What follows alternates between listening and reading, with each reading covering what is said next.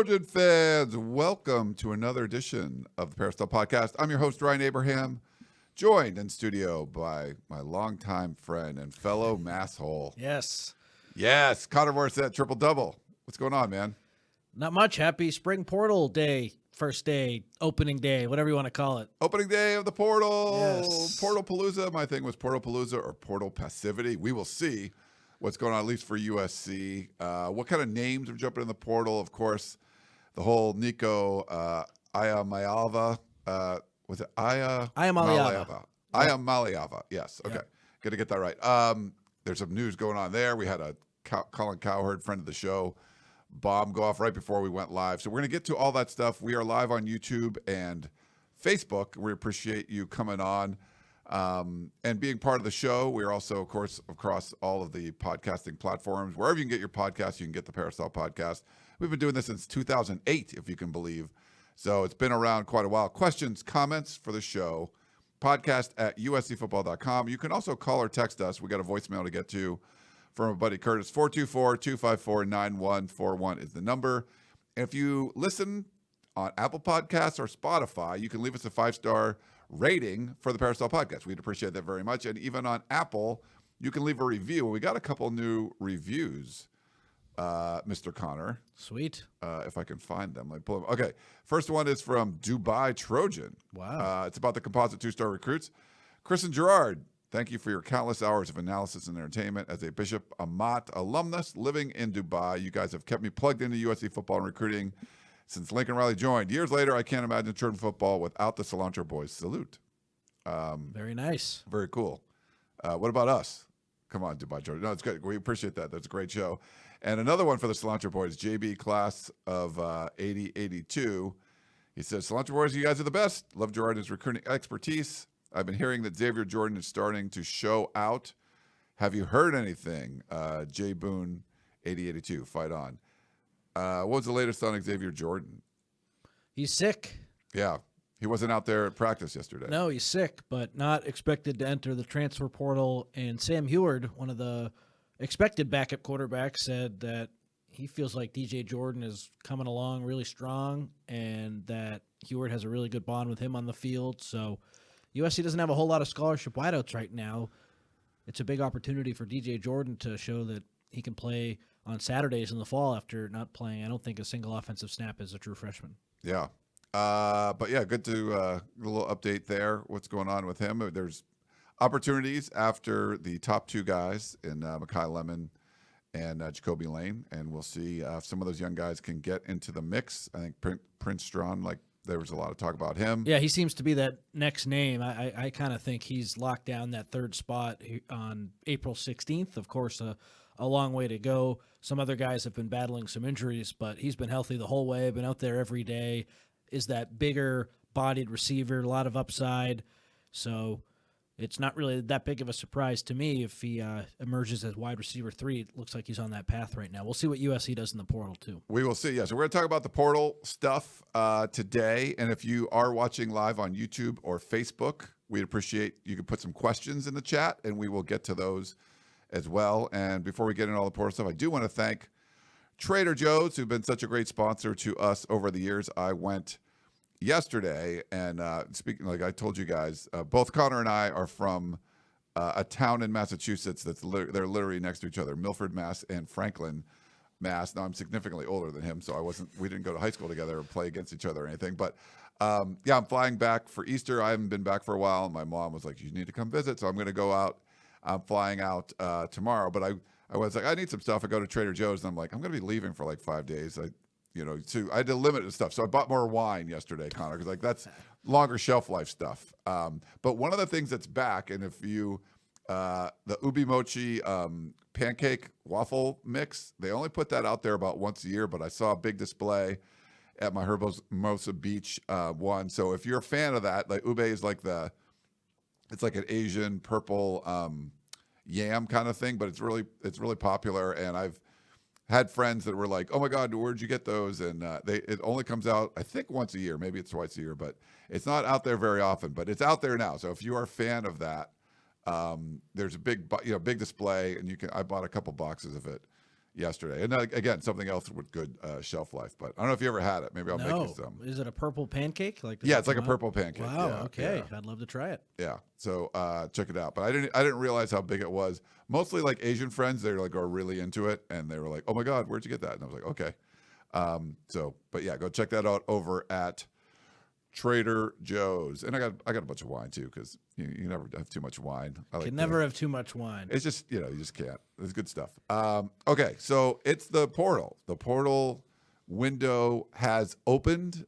We've heard from Lincoln Riley. We've heard from Chad Bowden. The focus is going to be on building this roster through high school recruiting, but there could be some kind of targets of opportunity in the NCAA transfer portal. Before we get into the USC side, we'll get to the Nico stuff in a bit. That's the biggest name out there. But anything surprising just watching the ticker this morning with the portal opening for you, Connor? Anything surprising? No, not really. I think the biggest thing, Chris and I, and you were there at practice yesterday too, we were keeping track of all the guys who came out with the portal opening today. We were at practice yesterday, just making sure, hey, who's here, who's not here. So we didn't see Lorenzo Cowan, and then subsequently Lincoln Riley was asked about Cowan after the practice yesterday, and he said that he had entered the portal. But most of the guys who we expect to have a huge role, not most of, all the really important players for USC, besides the injured guys, came out. So we'll see what the future holds. But in terms of the first week with the portal happening yesterday, everyone was out there. So no real surprises from the USC side. And then just trying to rack my brain about some of the other ones. Roderick Pleasant from Oregon, he had USC as one of his finalists back in the class of 2023, a great track athlete. He entered the portal today. He didn't really do a whole lot in terms of football stuff at Oregon. He was on the team. He played a little bit this past season, but redshirted as a freshman. He's back in. A lot of USC fans don't even want him anymore. They're kind of like, you missed your chance to be at USC, so good luck. It's not like he's had this awesome career so far. So I don't know if he'll be someone that they look at. I don't think that's a huge surprise necessarily, but that was a name that caught my attention. So we'll see what goes on from there. Early though, yeah, he was like a top 100 player that I actually covered in Hawaii for the Polynesian Bowl. Very similar to Brandon Arrington down in San Diego. Good football players, but pretty clearly better at track, and they could become good football players. But I'm a little nervous about those guys who just have the incredible speed. It's okay, that makes you this really great football prospect, but there's a lot more that goes into it. So kind of reminds me of him a little bit. Yeah. So not too crazy. So it's more like Portal Passivity instead of Portal Palooza. And I think last spring was very similar. And some of this I think has to do with, I know the SEC came out and said if you transfer in the spring, you can't go from one SEC school to another. So just having some limitations in one of the big conferences can have a ripple effect throughout. So, yeah, I think that's all kind of interesting. But we can talk a little bit about the quarterback situation, because we both thought USC could potentially be a buyer on the quarterback market. Not that it's out of the question now, but from what we've heard and seen, it seems less and less likely. I got a text from a source at USC last week when we started to talk about this, about the Nico Iamaleava news when he was going to enter the portal, and it was pretty there was no question for the people at USC were saying, nope, we're not playing that game, which that could have made some sense. He's from Southern California and all that, but didn't look like USC was going to be a player. The numbers that were being thrown out there were crazy, where he was making $2.4 million at Tennessee. Was it Beck goes to Miami, and there's rumors he was making $4 million, and Nico wanted to get $4 million because they went won 10 games and went to the playoff last year. Tennessee's like, nope, peace out. We're not going to go there. And there just didn't seem to be a big market for him, especially knowing the kind of money he was looking for. I mean, I think Nico's a pretty good quarterback, but he wasn't like top 10 in the country. Was he worth $2.5 million? Like, I think he was probably getting a really good deal from this Tennessee deal. And when you wanted more, they cut bait. And now, I mean, I just can't see a scenario, Connor, where he makes more than he would have made if he just stayed at Tennessee, like anywhere. There doesn't seem to be any big name programs that are in the market for that. And what Colin Cowherd just tweeted out before we went live is it looks like he's going to end up at UCLA. That did make sense football-wise, but we never thought UCLA could pay more than he was making at Tennessee. From talking to people, I don't think if he goes to UCLA, he is not going to make as much money as he would have made at Tennessee. But Cowherd's tweet insinuated that the family says it's not about the money, it's about the Vols offense. But that's kind of the latest going on with Nico. I don't know if you have any thoughts, and then if you think USC is going to do anything portal-wise at the quarterback spot. No, I don't think they're going to do anything portal-wise at the quarterback spot. We kind of floated that a couple months ago. Like, could they potentially look if they're not happy with Jade Iamaleava? And just as more time has gone on, talking to more people, just looking at what's transpired in the past at the quarterback spot, it just doesn't make sense. So last week we were on the air on Friday when all this Nico stuff really heated up, and we both made the case it doesn't make any sense for USC to bring him in, and that notion only got stronger as time went on. So him going to UCLA, if that ends up being true, doesn't really surprise me. And yeah, I mean, it's not the hottest take in the world. His camp just totally overplayed their hand. They thought that he was worth more than he was. And the big problem is, like, he probably would have gotten what he wanted if he had done this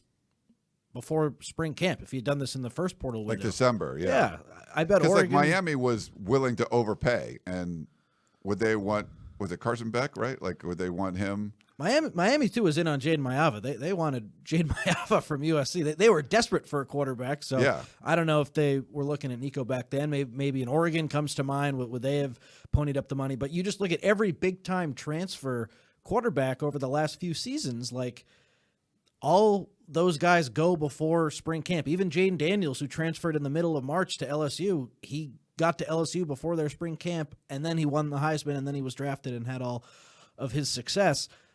The high-profile guys just do not go after spring ball ends. So the fact that this deal wasn't negotiated or they didn't hash this out before spring camp and then he tries to leverage it and leave after the spring, that never made any sense. And Tennessee moving on from him, they deserve a lot of credit. They did the right thing, but they kind of had to do that. Like, you can't get strong-armed by a quarterback who isn't worth that amount of money at that time. Like, the most logical thing was to cut ties. So I think it was totally mismanaged by Nico's camp, and I know I'm not the only one who feels that way. That's pretty obvious here. No, it's a complete, it's one of those things, and I think it's a cautionary tale in this situation with I'm sorry, there's like I'm trying to make sure this thing's working. Okay, we're working. Okay.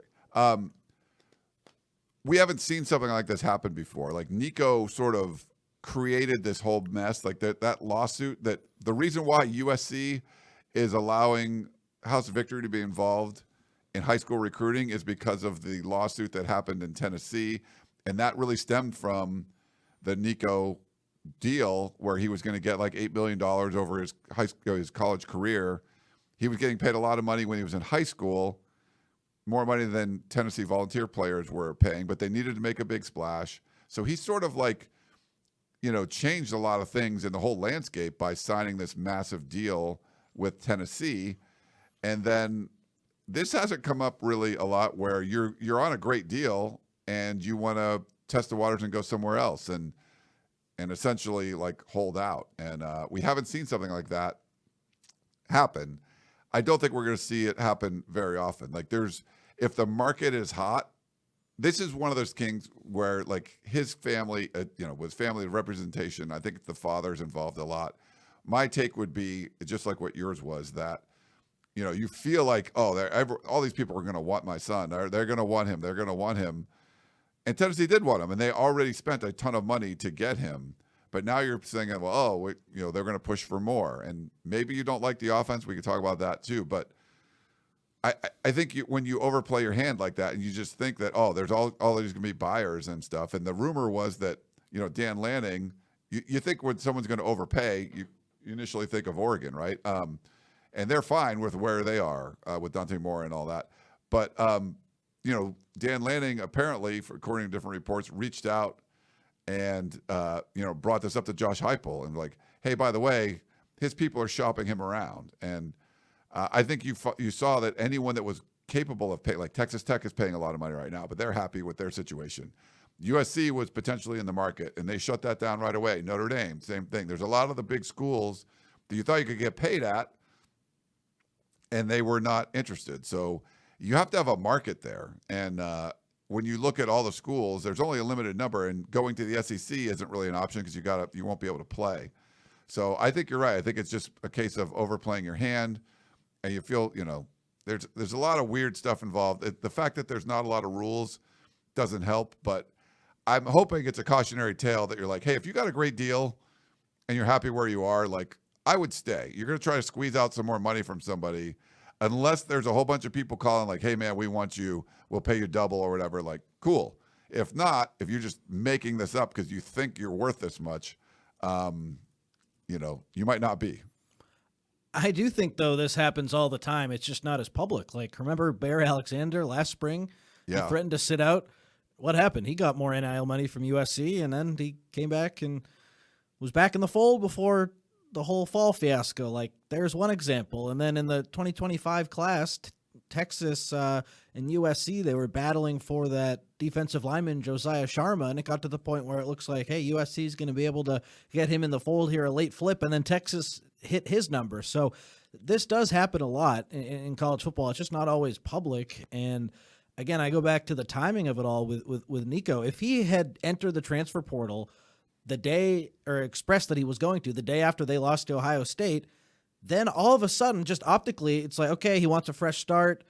The season's over. This is the logical time to move. And then I bet Notre Dame would maybe consider, or Oregon would consider, or Miami would consider. Maybe they like him better than Carson Beck. Like, it was just stupid to do it when he did it. They would have gotten the money that they wanted because there weren't that many good quarterbacks that moved. Carson Beck was probably the guy who set the market.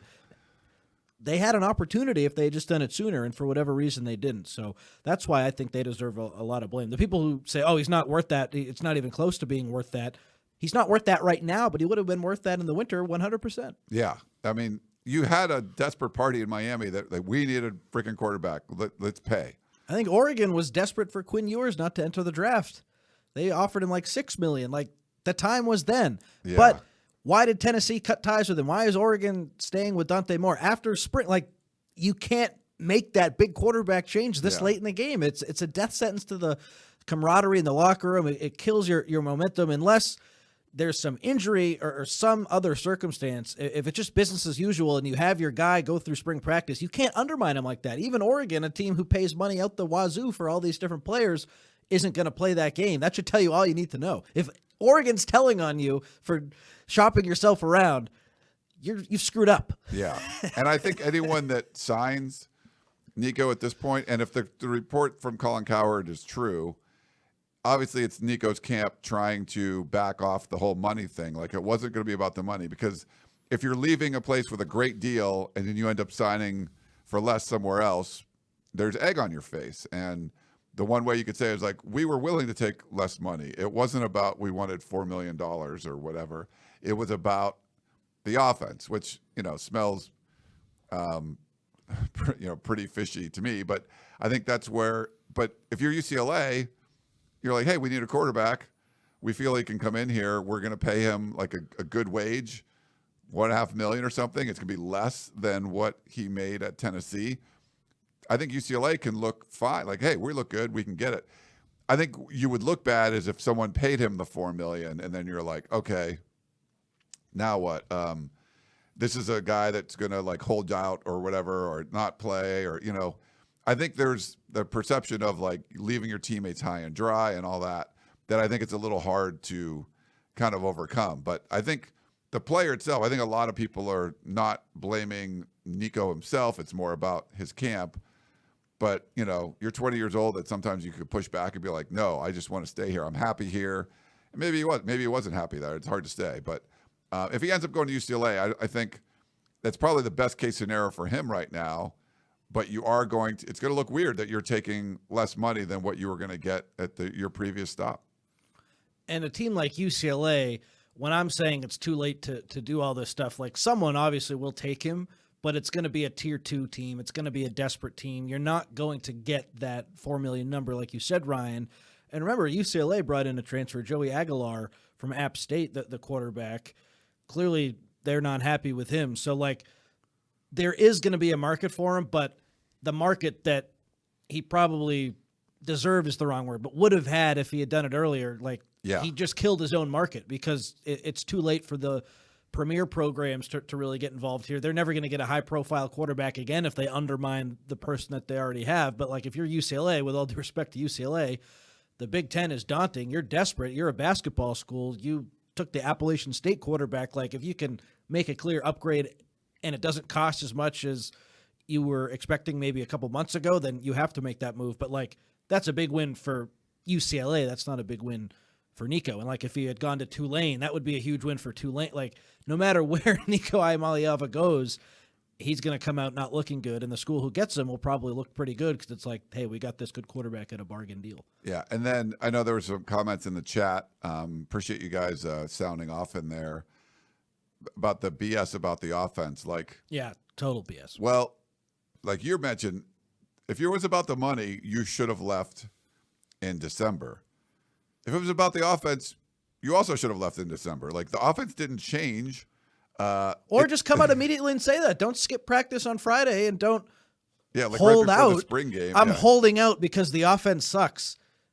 Yeah. That athletes have a long history of doing that, holding out to get better players. No, if the offense sucked, maybe give some of your NIL money back and let them use it in the spring portal, and then they can get some better offensive players. But no, the guy skipped practice, not because the offense sucked or the coaching sucked, because he wasn't getting paid. Like, and it's okay to say that. It's a business. This is how it is. I don't know why we need to hide behind the guise of, like, oh, the money's not the biggest thing. For 99% of these blue chip kids, money is the biggest factor, and then relationships, of course, too. But, like, it's money's so important. Yeah, it's just bizarre when you have someone that signs one of the biggest NIL deals like ever, and then you're like, I want more. You're like, wow. I mean, you're a college student getting. I don't ever want to limit what someone can make, but sometimes you just have to realize, like, I got this one pretty good. Like, I'm a college student making $2.5 million a season. Like,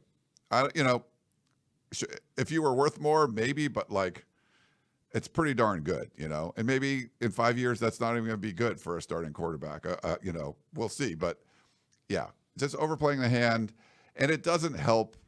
There's a lot of fans and even people that work in college athletics that are having a hard time with the way this business is going, and it doesn't make it easier that there isn't central leadership that can kind of look at the what's best for the entire sport, what, like a czar of college football. I think it's when the contracts are getting like this, you do need some sort of employment, collective bargaining kind of thing. The NFL has a lot of rules in place, so you can't have weird stuff happen a lot. You're going to get some weird things, but with no rules, and you can get unlimited weird situations happening. I think with the NFL, they do it right. You have a CBA. You need something like that, I think, in college football. So right now we're in this weird time that stuff that would never happen in a professional league is happening in college because you just kind of grew up real quick without all the rules around you, and we need those rules. Like, there has to be rules in place for some of this stuff, and it's to protect the players and the universities, the coaches, all that kind of stuff, all the programs. So I think we'll get there eventually, Connor. But right now, something like this could happen, but nothing better than to have an example of, look what happened to Nico. He ended up getting less money. Do you really want to do this? Do you really, like, if you're getting 50 grand and you can get 150, like, cool. You're getting like $2.5 million, like, there's very limited places you're going to get more than that, most likely. So do you want to push the limits there? You can try. But, probably ill-advised if watching what happened with Nico. The contracts mean very little for the players. Look at the basketball transfer portal. One guy, I forget the exact example, signed $1 million deal to either go to Baylor, or then Baylor paid him more and he went to Baylor. Like, you can sign a deal, and if the portal's still open and someone offers you more money, oh, sorry, didn't mean to sign that. that means nothing. You can't hold me to that. I'm just going to enter the portal again. There's nothing you can do, and I'm going to get more money over here. So until the contracts are meaningful and there are buyouts, and we have this discussion every week, it's probably trending towards a collective bargaining agreement, but the infrastructure is just not there for that right now. So I know what the solution looks like, but I am very nervous about the fallout from the solution, which is something we talk about every week. Like, if the players are employees, like, does that ruin college football? Because then you're not really college anymore. You know what I mean? I know they're not already, but like, then it's pretty much just a minor league for the NFL. But I do think there's a way to do it. And if I talked to some people and sat down and try to make sense of it, I do think there's a solution, because right now it's ugly and it's not working. Serb had a comment in the chat over on YouTube. Josh Pate just posted photos of him doing an interview with Lincoln Riley. Yes, we heard about this earlier this morning. So Josh Pate is on the USC campus. Guess he's been trying to get with Riley for a couple of years now, and they're finally making that happen. So part of the 247 family, go check it out. If you're not a subscriber to USCfootball.com, you should be. Go over 50% off a VIP membership right now for an annual membership. So go check it out. But yes, Josh Pate, if you follow his show, he will or is interviewing Lincoln Riley today. So should be good. Couple of the, for as far as where USC is going to go in the portal, like linebacker does seem like a good option there. I know there's a couple offensive tackles that have entered the portal this morning. Any sort of names that you're hearing? I know you've tweeted a little bit of stuff, but just where you think there's going to be some USC interest from today. Linebacker and offensive line are the early positions that make the most sense for USC. Gary Bryant, not the Oregon receiver, former USC receiver, but a South Dakota linebacker. He's going to take a visit to USC this weekend, and he seems like the biggest priority right now to me out of all the linebackers in the portal for USC. That can, of course, change, but he's someone to watch. I think he has a visit to Cal and one other school planned as well. Andrew Simpson, the Boise State linebacker transfer, he's heard from over 40 schools. He's told me today he plans to visit USC this week as well. And I think at some point is going to try to get down to a top 5, and USC will be in that top 5. We'll see how many linebackers USC wants to take. I'd imagine they just want to take one guy who they can rotate in. So there might be some issue there with 2 linebackers coming in. Like they might only take one. We'll see. But those are the 2 guys they're interested in, and they may end up being interested in a few others. We'll see as time goes on. And then at offensive line, the tackle from Ferris State is going to take an official visit, Bryce George. So I've written a few stories about the right tackle position battle at USC between Tobias Raymond and Justin Tawanuu. It looks like USC wants a little bit more depth there, and maybe even a guy who could potentially come in and start. And Bryce George, who won the D2 championship at Ferris State, has an official visit planned to USC, so they like his film. There's some other guys USC's poking around at from the offensive line ranks in the portal, but those are the 2 early positions I see them making a move, potentially a move at tight end, potentially a move at defensive end, potentially a move at wide receiver as well. And then I imagine they'll look at something in the secondary too. So I think those are the spots that they will target, and there's an early update.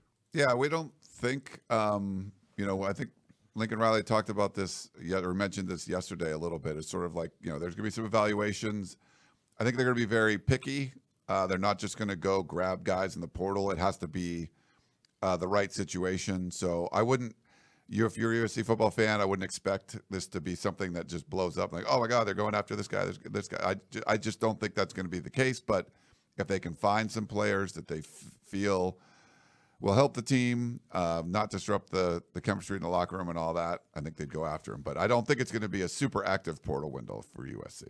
No, but that was expected. I don't know who is going to have a super active spring portal window. I kind of feel like every team's in the same boat, where if you do need to overhaul your roster like USC did, you take the majority of your guys in the December window like they did, and then you finish off the roster with a handful of guys. That was the term Lincoln Riley described. So that leads me to believe, as few as 4, maybe 6, somewhere in that range, guys who can come in and help your team and push you over the top, make you a little bit better. So yeah, I don't know if there's any program out there outside of one that's in a lot of trouble where they're trying to overhaul things right now in this window. Yeah, there could be some dominoes with the Nico stuff. We'll see. And Tennessee could potentially need a quarterback, so they could pluck somebody, tamper somewhere, and pluck their quarterback, and then you might have like some kind of domino effect. But it'll be interesting. The other little bit of news we got from practice yesterday. Tight end Lake McCree's getting shut down, so he's going to be done for the rest of spring camp, Connor. It's unfortunate news. A guy who's been through so much. He tore his knee before the Holiday Bowl in 2023, came back ahead of schedule, was ready for USC's first game the following fall, and got off to a great start last season before getting hurt against Michigan when he hurt the opposite knee, I believe. Then he only missed 3 games and came back, but he wasn't quite himself.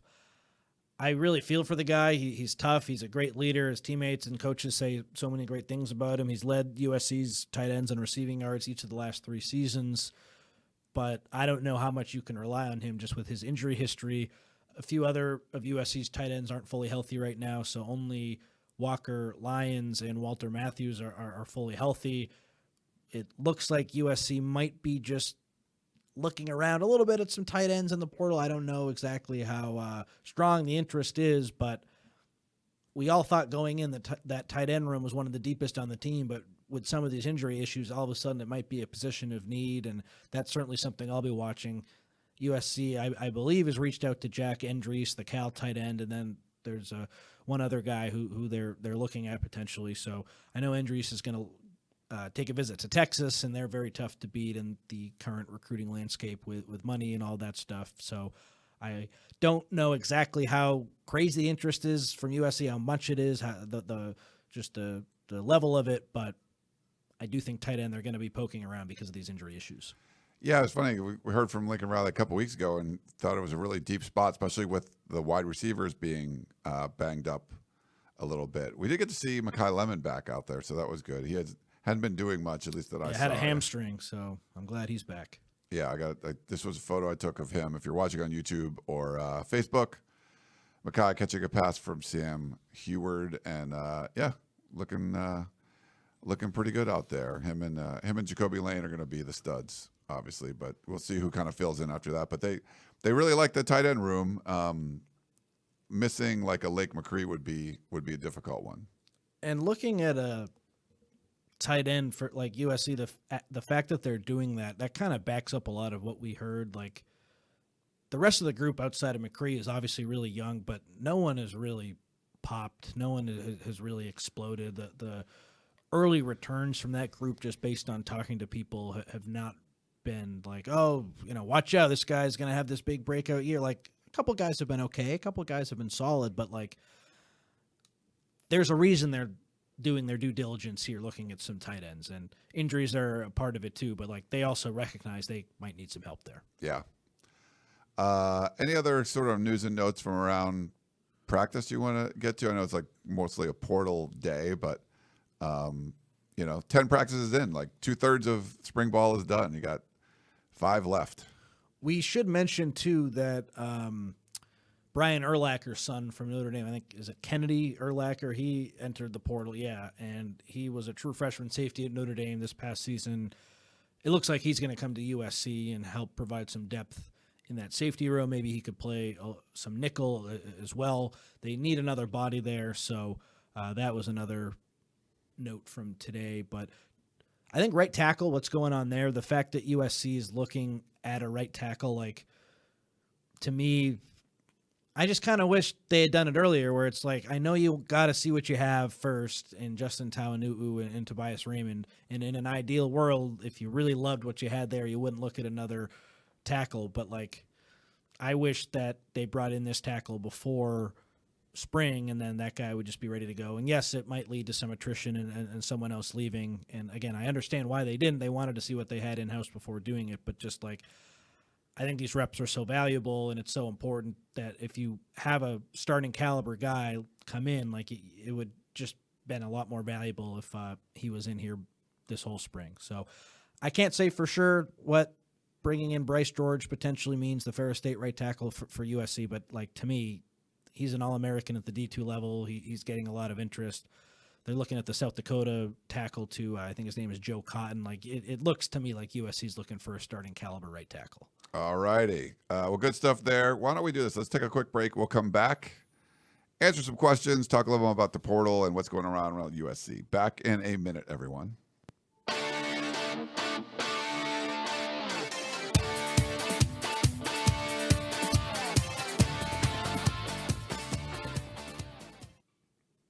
Alrighty, we're back here on the Peristyle Podcast. Towards the end of spring football, we want to give you some updates on what's been going on. The portal is now open for business. It's just not a big, sometimes the portal opens and there's all these names that are coming around. There was the big news, the Nico news was big, like leading up to it. But just after that, Connor's just been kind of just ho-hum, just kind of meh, which is okay. I mean, it's not too bad. It's the winter windows where things get really kind of nutty. Unfortunately, it just happens like around the signing day and around college football playoffs and conference championships and all that. It's like all around the same time. But there's a lot more action than that one than the spring, at least the last couple of years. There have been some players, though, who've entered, like Jay Knott, the Cal running back going to Cal's Oklahoma. lost 5 running backs. Yeah, that's bizarre. Trebor Pena, the Syracuse wide receiver, he was a 1,000-yard guy for them last year. Early indications were Miami was looking at him. USC could get involved with him if they wanted to add some receiver depth. So, there are some guys who could help you. I think starting linebacker for Maryland just entered the portal. So the volume, it's just not as much as what happened previously. And remember, with NIL, a lot of these guys are locked into deals that already started. So, with Nico, we know that the deals don't necessarily keep you around, but in the winter, guys are negotiating, and there's just a lot more people entering, whereas now it's just a little different because of that NIL piece. So I do think they're quality players, though, and USC, of course, will look very closely at a lot of options, and we expect some action, but it's just not quite the same as that winter portal for sure. All right, let's go. We got a voicemail from our buddy Curtis. Let's play this. Hey, Ryan, this is Curtis. I'm still a little negative until I see some actual wins on the field. Recruiting is fantastic, but if we don't win enough games. I have a question for everybody in the Peristyle. Would losing to Clay Helton and the Georgia Southern football team at USC this season, would that be unforgivable? Curtis from Moreno Valley. Sorry, I got a text and No, that's okay. What did he ask? So, yes, this is, if they lose to Clay Helton, what would happen? If they lose to Georgia Southern, is it unforgivable? Yeah, of course. Yes. That would be when USC was not even looking for a head coach, but when it was rumored that USC, was going to try to move on from Clay Helton, or all the fans wanted to move on. And one of the names that came up a lot was James Franklin, who had a ton of success at Vanderbilt and then at Penn State, wasn't really able to win the big one. Obviously made the playoff this last year. But USC fans didn't want him, or a lot of USC fans didn't want him, simply because Penn State lost to Clay Helton and USC in that Rose Bowl in 2017. To them, that was an unforgivable offense, that they couldn't bring him on as a coach. If you're sitting head coach who you're trying to make the college football playoff, you're trying to win the Big Ten, if you lose to a group of 5 Georgia Southern that is headed up by Clay Helton, I don't know. I can't imagine what would, I don't know if Lincoln Riley could show his face around USC. There would be banners with airplane banners flying over. That would be one of the most unforgivable things from USC fans. A Peristyle where we're, the message board. We would have to shut it down for a while. It would be so bad. I can't imagine how bad it would be if that happened. Luckily, we don't need to talk. I don't think that's going to be the case. But if it happened, yes, unforgivable is the right word. I don't know. There would be some heart-to-heart talks in the athletic department. We just have to move on. We have to pay $80 million or whatever it is to get rid of them, because fans would stop. If you lose to Clay Helton, No, like that would not go over well. There's a show or a comment on YouTube about the show that says we need to be more hype. Well, here's hype for you. If the negative of an easy schedule is if you lose one of those first games, then all of a sudden the sky is crashing down. So DNA metric systems. You want some hype? Yeah. I Imagine like losing to Clay Helton in the Coliseum. No. Lincoln Riley, your $11 million head coach, and your $20, $30 million roster losing to like unbelievable. Yes. Like that would be, I don't know what we would do. No, but we don't foresee that happening. And No. They should get off to that 4-0 start. So, which is good. Gives a lot of the new players some confidence. You have some time to test some things out. Schedule is not too hard at the beginning. Toughest game is probably Michigan State at home, who weren't very good last year. So should be a good start. And then that middle part of the season are where things really get going. So that will tell you a lot more. But, I mean, if they lost one of those first 4 games, forget about the Georgia Southern game, just any of those first 4. Yeah. People would not be happy, and it would be understandably so. Black and Chance says you need to do a wellness check on me. Dylan in Albuquerque, that would be doomsday for Lincoln Riley. Yes, but I don't think we need to talk about it. And Jeff says, I'd really contemplate my financial investment to USC football Yes. if we lost to Clueless Clay. Yeah. I do want to give a little shout out to Skate for Life 789. When USC originally hired Lincoln Riley, we had a lot of Oklahoma fans in our mentions, and no one was really positive. But it sounds like we have a good Oklahoma fan. And I've known a lot of good Oklahoma fans over the years, but after USC hired Riley, then all the bad ones were kind of coming out. He says he can't wait to see Mateer. Yeah, so if you remember, Oklahoma got the quarterback and offensive coordinator from Washington State. Good stuff. But yeah, just a shout out to a good Oklahoma fan. We hadn't had a bunch of those a while. It's been a while since it was like invading our mentions and stuff, but that was a weird time. Yeah, they've had their own problems, so they both teams were 6-6, right? Yeah, haven't focused as much in USC. They lost their bowl game though. Who'd they lose to? Didn't they lose to a service academy?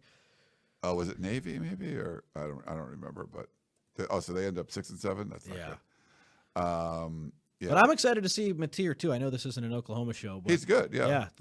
He could end up being that best quarterback transfer, and Oklahoma's under a lot of pressure, so it's going to be an exciting year for them. That league is so hard. Obviously, they've made some big changes with their head coach calling the defensive plays. Brett Venables. Yeah. So he's facing the pressure, feeling it, and we'll see what they can do. They beat Alabama, only giving up 3 points or whatever. Like, that's pretty nuts. Blackie Chan Gaming. Do you think USC tries to go after Roderick Pleasant, who just entered the portal? I don't know. I have no inside information. People come to us asking these kind of questions, expecting more of a sourced and informed response.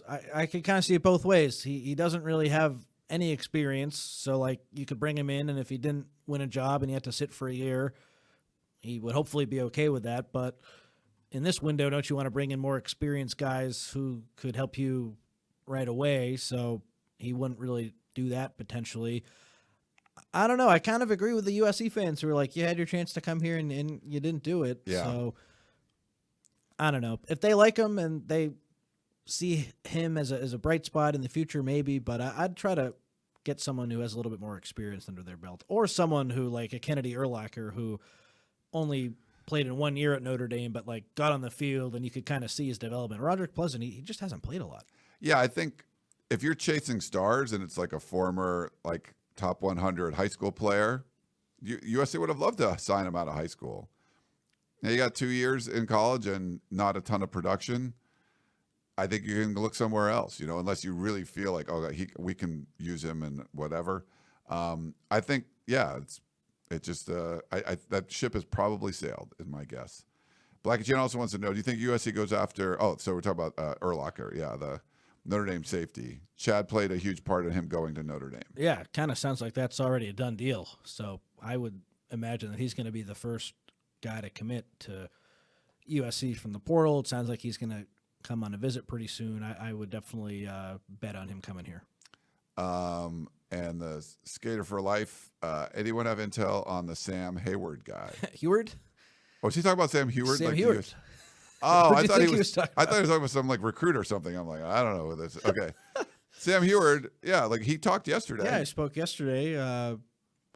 I think when he came, he kind of knew the deal. Like, it's going to be a competition, but let's be realistic. You're probably going to be the third guy. So could he win the backup job? Certainly.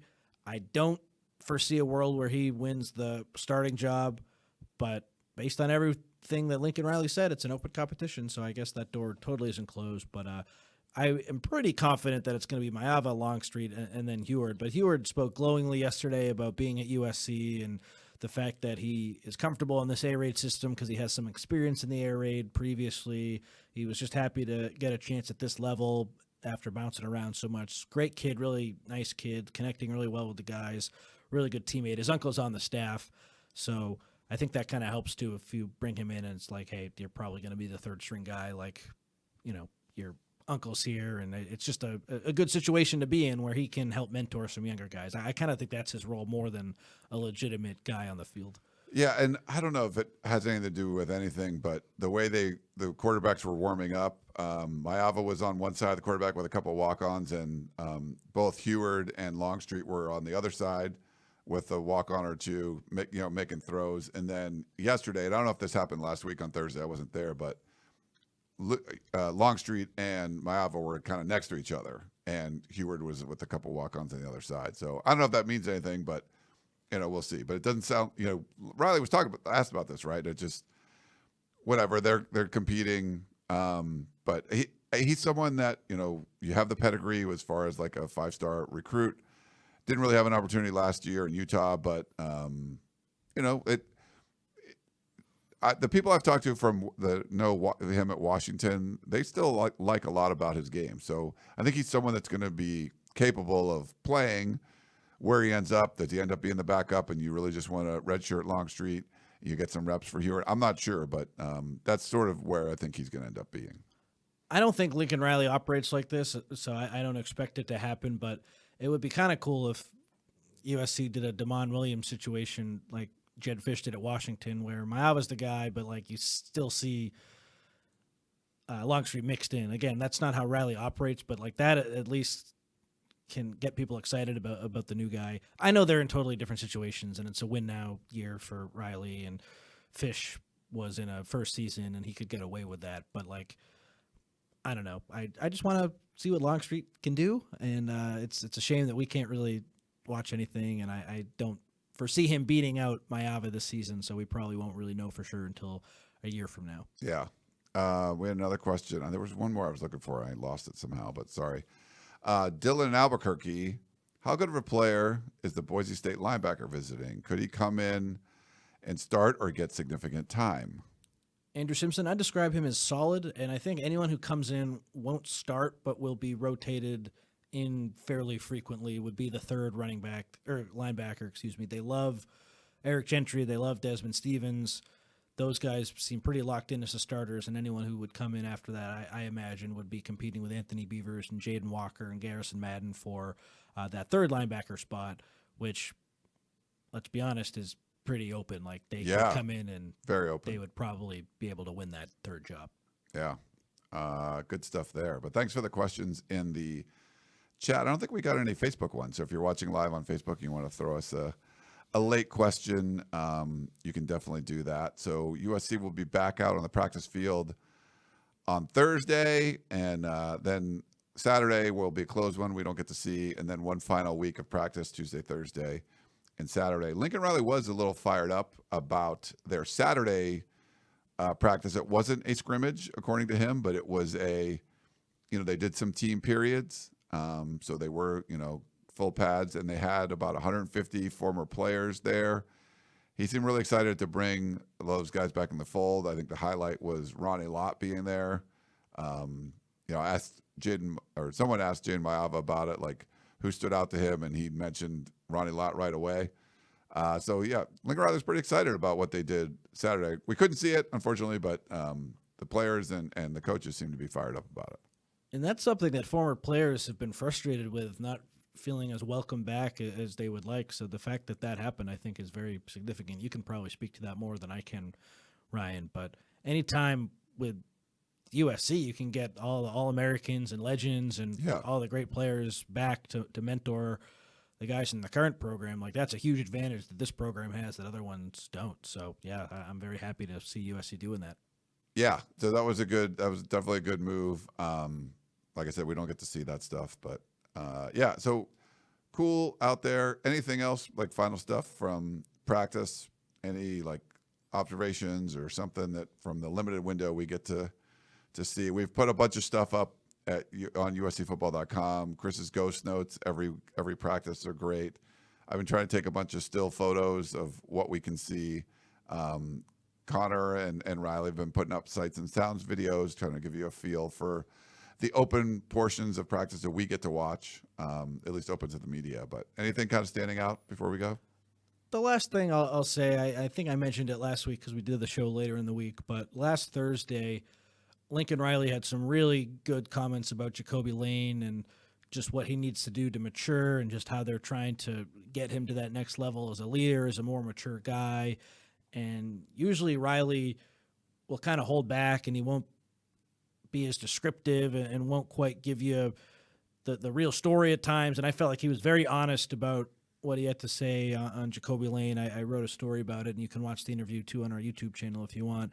It was just very interesting. And I don't want to use the word challenge, like Riley didn't challenge Lane, but he just kind of laid out the whole situation on the table. And he said, hey, there are times where this guy, he gets too hot and you get him out of the moment and he understands that he's made mistakes, and we're trying to help him learn from those. We have a whole program of people who are trying to help him learn from that. The talent is obviously there. He has a very, very tremendously high ceiling, and we're trying to get him to reach that. But there is some stuff with him that we're still working on, and it was very honest, and I appreciated the comments for sure. Andrew had a question about, was Brian Cushing there to teach them how to tackle? I don't know if Cushing was there. I mean, there was a lot of people there. I'm not sure. We didn't get any details on what was. Just Ronnie Lott. Yeah, Ronnie Lott was the big name that we were out there and stuff. So, we have a Facebook comment. So from Jay, are they going to open up media to any of the practices this spring? So if you don't know, no spring game this year. So usually we would be able to watch the final practice of spring because it was a spring game and watch the whole thing. I think at times they've let us come and watch like a scrimmage, but it would be, I don't know if that was fall or spring, Connor, but we could watch like a scrimmage at the Coliseum, but not report on it or record stuff. Yeah, that was last year in fall camp before the season started. Yeah, but they didn't do anything like that this spring. So we get to come in when they stretch and do a little special teams work, and then they'll do some position drills where it's usually quarterbacks throwing to the skill guys. Offensive line is kind of like far away doing whatever they do. And then linebackers and DBs are doing their drills and defensive line doing their drills. Very hard to see defensive linemen and offensive linemen the hardest. They're like hidden in a corner. But we get a good view of the quarterbacks and receivers for a while. And then right next to the linebackers and corners and safeties. Again, the DBs are a little bit further away, but that's kind of what we see. I know it's about 20 minutes, and then we get escorted out. Then we can talk to players and stuff afterwards. So 2 out of the 3 practices every week we have that happen. So yeah, not a ton of stuff to see, but they were totally closed during the second half of the season last year. So happy to get something. Yeah. All right. Well, I think that's going to wrap things up for our show this week. We did do a little bit earlier today an interview with Eli Sanders for House of Victory. So you can go check that out over on our YouTube channel and over at uscfootball.com. I do want to mention too, and I want to shout out to Ted from last week. Let me give him some applause. I'm doing the Tour de Pierre ride to fight cancer, so I'll put some photos up there. And there's, on the screen, if you're watching the show notes, you can donate to my ride. And Ted went in there and actually donated $250 to my ride. So I'm more than halfway to my goal of raising $5,000 to fight cancer. I'm like 2,600 something. So, but Ted sort of helped me get over the top. So thank you for that. If you were in the chat or you want to donate, you can. I put up my Twitter at Inside Troy, but also there should be a link in the show notes to the show and on YouTube to donate to my ride for fighting cancer. It's Tour de Pier, May 18th at the Manhattan Beach Pier. I'm a satellite instructor, so I get to be up on stage and kind of hype people up and stuff. But I just want to shout out Ted because that was really nice. That I didn't know if anyone would donate from the show. Ted not only did, but it was a really generous donation. So thank you for that. Definitely donate. And also, Ryan, the Athletics now reporting Nico to UCLA. Expected to transfer to UCLA. Yeah. So Nico coming back home, going to UCLA. Like I said, we talked about this earlier. I think it's good for UCLA, but they weren't going to pay him more money than what he was getting at Tennessee. So how do you spin it? If you're the Nico camp, it sounds like from the Cowherd tweet that it wasn't about the money. And what is it about, Connor, when someone says it's not about the money? Typically, it's about the money. You wouldn't have to say it's not about the money if it wasn't about the money. It just happens.